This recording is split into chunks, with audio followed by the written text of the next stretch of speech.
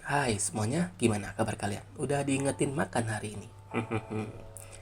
Di kesempatan yang kurang bahagia ini kami akan membahas tentang Vespa klasik pertama.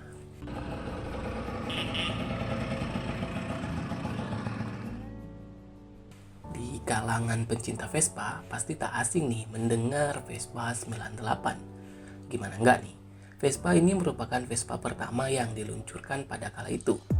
Vespa 98 ini pertama kali diperkenalkan April 1946. Dengan tampilan yang tidak seperti sepeda motor pada umumnya, Vespa memberikan kejutan tapi juga keraguan. Kejutan yang diberikan Piaggio ini berhasil menarik perhatian publik atas penampakan Vespa 98 di acara golf klub Roma pada kala itu. Dengan tameng yang dilengkapi oleh logo timbul guna menggantikan lambang pesawat Piaggio sebelumnya.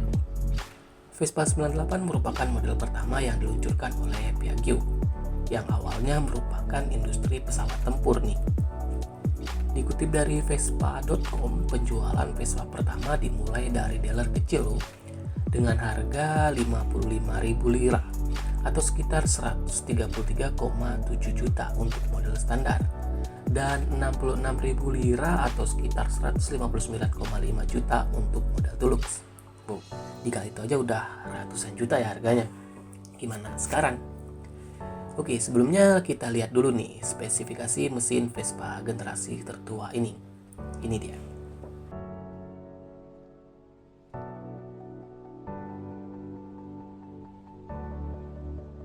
Langkahnya Vespa produksi tahun 1946 ini membuat harga jualnya saat ini mencapai miliaran rupiah.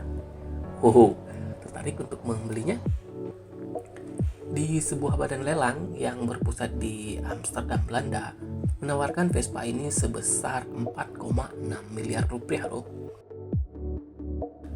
Untuk tawaran pertamanya saja yang sudah diajukan tembus di angka 185,023 dolar atau setara dengan 2,4 miliar. Citawiki memperkirakan Vespa ini akan laku di lelang mencapai 268,150 hingga 348,600 dolar atau jika dirupiahkan setara dengan 3,5 miliar hingga 4,5 miliar.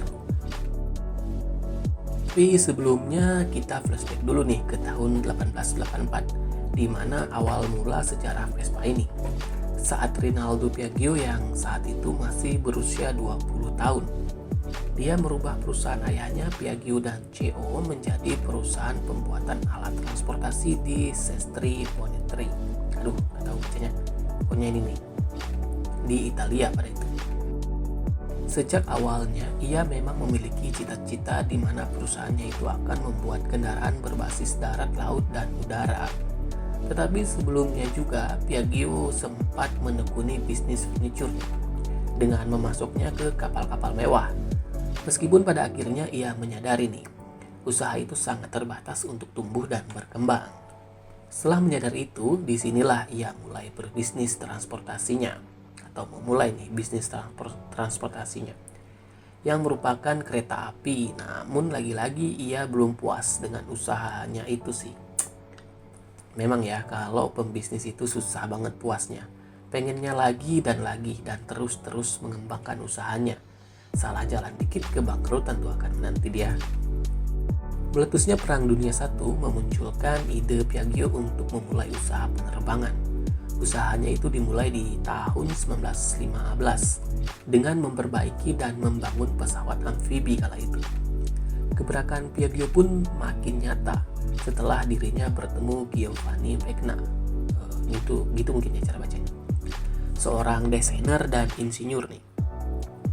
Kolaborasi keduanya menciptakan pesawat tempur monoplane P2.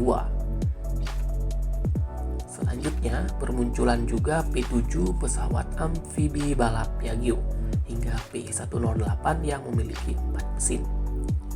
Pesawat tersebut menjadi pesawat buatan Italia terakhir sebelum meletusnya Perang Dunia II.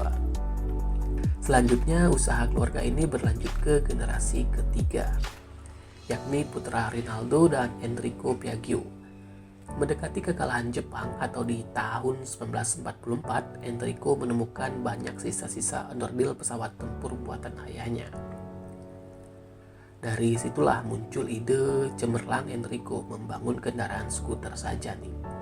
Enrico pun mendesain kendaraan roda 2 di kala itu. Baru nih setahun kemudian muncullah kendaraan yang dikenal dengan nama Vespa, dan Vespa 98 menjadi produksi pertamanya. Seorang insinyur penerbangan yang bernama ini nih namanya, susah soalnya nyebutinnya, akhirnya merancang Vespa. Meskipun dia sebenarnya bukan penggemar sepeda motor nih, dia pun memulai dengan menghilangkan semua elemen yang tidak dia sukai. Prototipenya menampilkan roda kecil, kursi besar yang empuk, mesin yang benar-benar tertutup, dan pelindung tinggi di bagian depan. Tujuannya sih untuk melindungi pakaian pengendara dari debu dan lumpur.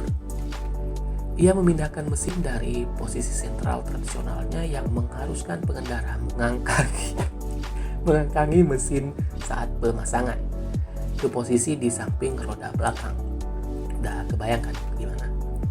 Hal ini menciptakan celah antara stang dan kursi yang memfasilitasi pemasangan yang mudah dan bertahap bahkan untuk wanita yang mengenakan roksi. Tahun 1946, tahun pertama produksi sekaligus menjadi kepopuleran Vespa pada kala itu. Piaggio memproduksi hanya di bawah 2.500 mesin. Pada Juni 1956, 1 juta Vespa telah diluncurkan. Dan disinilah akhir dari Enrico Piaggio. Ia meninggal di usia 60 tahun atau tepatnya di tahun 1965.